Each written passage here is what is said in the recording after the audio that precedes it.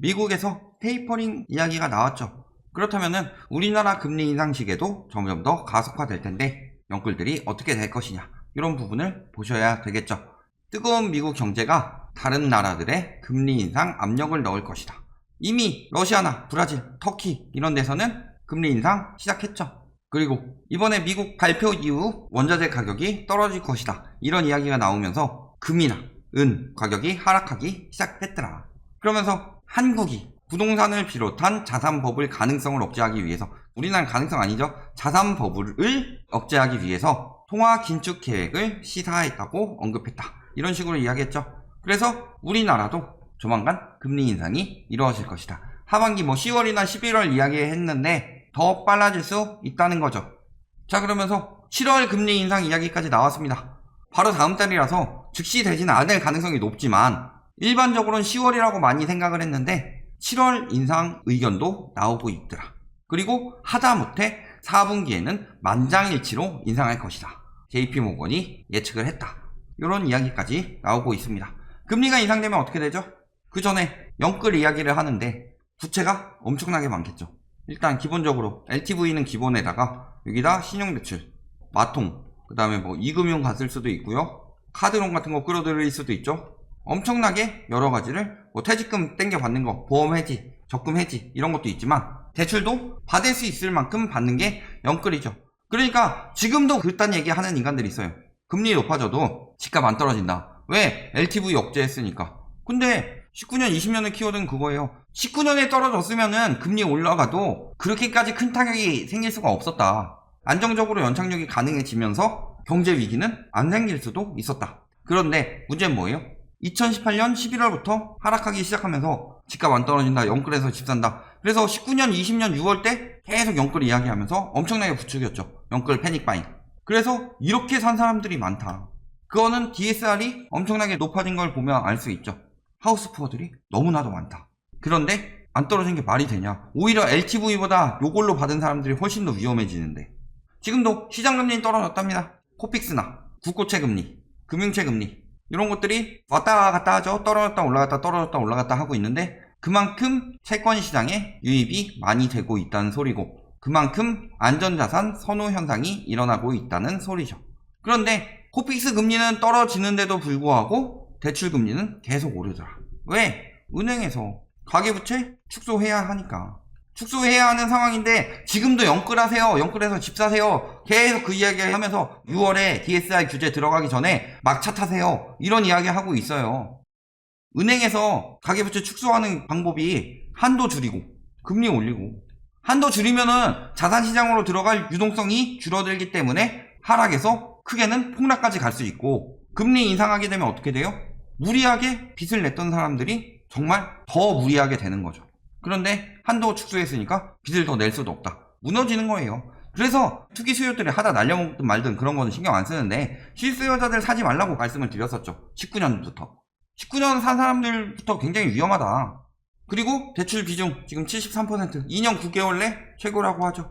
전반적으로 70%대죠.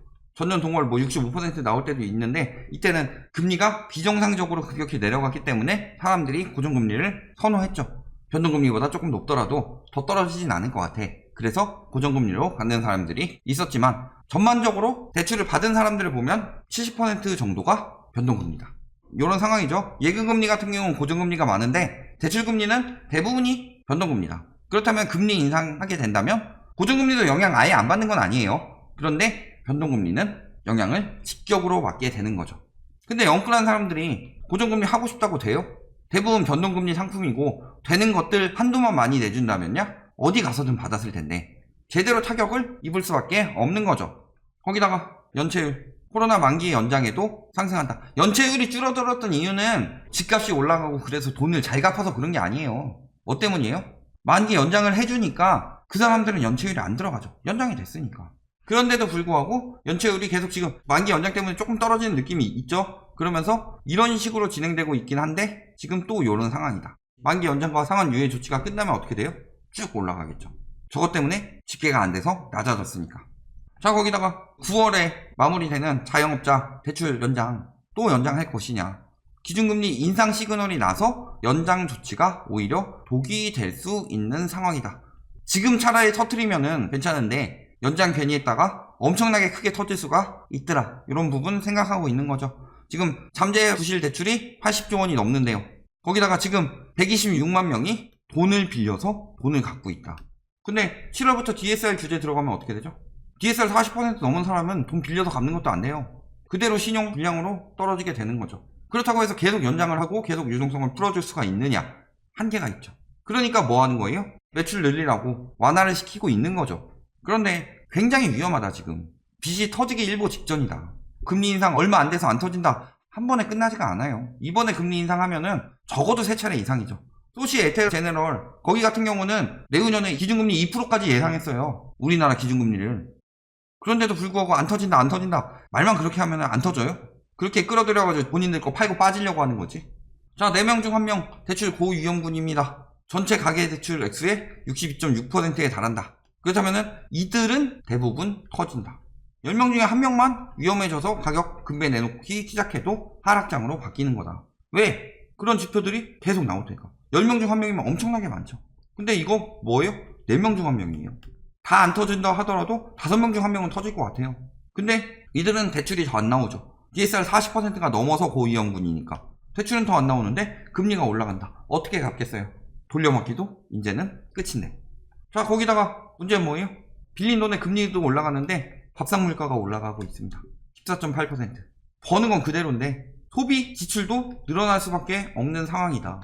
파테크 이야기 나올 정도로 191% 올랐다. 양파 50%, 사과 50%, 우유, 라면 이런 거 다 오른다고 하죠.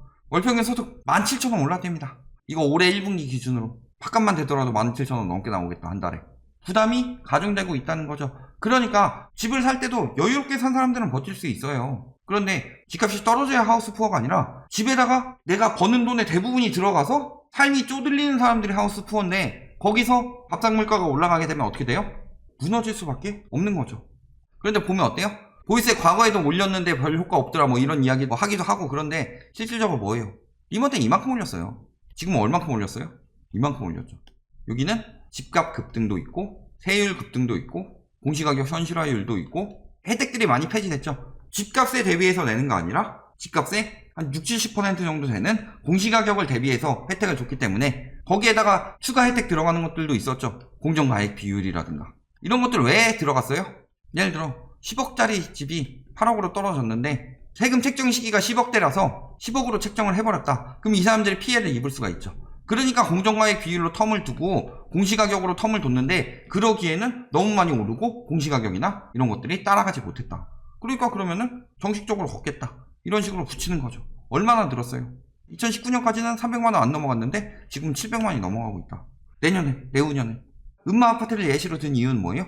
음마 아파트가 가격을 떨어뜨리기 시작하면 다른 데도 떨어지기 시작할 것이다. 근데 저긴 팔지도 못해요. 안전진단 강화 이미 통과했기 때문에. 연쇄적으로 떨어질 수 있죠. 여기서 집값까지 떨어지면 어떻게 되냐. 집을 더 살 수 있다고요? 처분 가능 소득 봅시다. 21년에 1분기만 아까 17,000원 올랐다고 하지만 처분 가능 소득이 작년에 코로나로 떨어졌습니다. 소득은 줄고 빚은 늘고 여기서 금리가 올라가서 이자가 늘죠. 여기다가 아까 세금도 늘죠. 대부분 6억이야 뭐 9억이야 1주택 이런 경우 말고 세금 늘죠. 특히 다주택 같은 경우는 세금 타격 제대로 입죠. 여기에다가 물가도 올라요. 얼마나 버틸 수 있냐. 가처분 소득 총액 대비 주택 시가 총액을 대봤는데 버는 거는 그대로인데 주택 가격만 엄청나게 올라가니까 이렇게 올라가는 거죠. 이걸 가지고도 거품이라고 말하지 않을 수가 있느냐. 시중에 돈이 많아서 집값이 오른대요. 돈이 많은 뭐예요? 부동산 누가 사는데? 특히 주택, 가게가 사죠. 그럼 가계 유동성, 정부에서 돈이 많이 푼 게 중요한 게 아니다. 가계 유동성이 얼마나 늘어났느냐. 가계 유동성을 책정하는 것이 뭐예요? 가처분 소득이죠. 소득 같은 경우는 늘어도 가처분 소득은 떨어질 수 있어요. 왜? 비소비 지출이 늘어나면. 비소비 지출은 대표적으로 세금이랑 이자 이런 것들이 비소비 지출이죠. 요거 2019년까지예요. 2020년에 떨어진 거예요. 가처분 소득이 떨어져서 올라간 게 아니에요. 소득보다 집값이 너무 빨리 올라갔다. 이걸 거품이라고 안 하고 있다. 그리고서 빚 잔뜩 내가지고 사도록 유도해서 빚 잔뜩 내서 샀다. 그래서 비소비 지출은 더 많이 늘어날 것이고 여기에 집값 억제하기 위해서 세금도 올리니까 비소비 지출은 더 많이 늘어나죠. 그런데 집값은 계속 올라간대요. 말이 돼요? 19년이니까 이렇게 되지 20년이면 여기 나올 거예요. 21년이면 더 높게 나올걸요? 이 정도 수준에서 갑자기 얼마나 위험해진 것이냐. 버핏지수 올라가면 위험하다 그러죠. 왜 근데 가처분 소득 대비는 안 봐요? 소득 대비로도 엄청나게 올랐고 가처분 소득 대비로는 더 많이 올랐는데, 가처분 소득 대비 오른다는 게 여력이 점점 떨어진다는 거예요. 영끌들이 지금 급해서 팔고 싶은데 내가 샀던 가격보단 비싸게 팔고 싶어요. 그런데 누가 사주냐? 본인도 영끌에서 샀는데 지금은 동일한 조건에서 영끌에도 못 사요. 왜? 물가 오르고 금리 오르고 한도 축소되고 하니까. 나보다 돈 많은 사람한테 팔아야 돼요. 근데 나보다 돈 많은 사람은 괜히 돈이 많겠어요? 시류를 더 빨리 읽으니까 돈이 많죠. 대부분은. 진짜 경제 아무것도 안 하고 자기 할 일 바빠가지고 돈 엄청 많이 버는 사람들, 그런 사람들이나 좀 사줄까 하는데 그런 사람들이 영끌한 주택을 받아주겠어요? 좋은 주택 사지? 슬슬 이런 기사 다시 뜨고 있습니다. 금리 급등에 붕괴한 일본 부동산 법은 여러 가지 요건이 있다고 그랬어요. 금리 급등에도 안 떨어진다 이야기하는 인간들은 항상 공급 이야기하죠. 근데 공급 지금은 아니다 칩시다. 2023년부터는 공급 폭발이죠. 수도권 대비로는 일본보다 더 많을 거예요. 조만간이죠. 그 다음에 금리 한 번만 오르냐? 금리 계속 오를 거죠. 이미 시중금리는 급등 수준으로 오르고 있고 생산 가능 인구수, 고령화율 이런 것들 다 일본 따라가는 정도가 아니라 더 빨리 진행되고 있죠. 거품은 일본보다 덜할 것 같죠. 일본은 대출 그렇게 많이 내줘서 많이 올라갔죠. 우리나라도 마찬가지예요. 근데 대출을 억제했음에도 불구하고 일본 못지않게 올랐죠. 기간 대비로. 거기에 GDP 대비 가계부채는 훨씬 더 높습니다. 근데도 무조건 아직도 공급 부족, 그놈의 공급 부족 무새들 진짜. 결론 뭐예요? 영끌 부담이 다방면에서 오고 있다. 영끌은 영혼까지 끌었기 때문에 여유가 없는 사람인데 다방면에서 오고 있죠. 이미 시중금리는 올랐고 여기에 기준금리 오르게 되면은 시중금리는 더 빨리 오를 것이다. 그리고 식품물가 오르고 있어요. 안 먹을 수도 없어요. 평생을 간장봉지에 밥 비워먹으면서 집값 떨어지지 않고 이득 볼 때까지 참을 거예요? 또 뭐가 오르고 있어요? 세금도 오르고 있죠. 앞으로 세금은 계속 오를 거예요. 이거는 부동산 높여서 세수 확보 이런 거 다 둘째치고 돈을 많이 풀었기 때문에 세금을 많이 걷지 않으면은 유지할 수 없는 장세가 된다. 거기다가 이미 거품은 너무나도 심하죠. 지금 와서 조금 다시 늘고 있지만 소득은 요만큼씩 늘고 있고 어떻게 따라가냐. 그런데 문제는 올해 7월 6억 이상 산 사람들, 그 다음에 내년 7월 2억 이상 대출 있는 사람들, 그 다음 내후년 7월 1억 이상 대출 있는 사람들은 더 이상 대출이 안 나와요. 매번 7월 때마다 엄청난 타격이 올 것이다. 대출이 안 나오면 어떻게 해야 돼요? 팔아야죠. 그러니까 위험하다. 이렇게 경고를 하는데도 그래도 지금은 집값이 올랐는데요. 이런 이야기 할 거면은 그냥 저기 가서 그냥 오른다는 얘기 들으세요. 나중에 후회하지 말고. 여기까지 말씀드리겠습니다.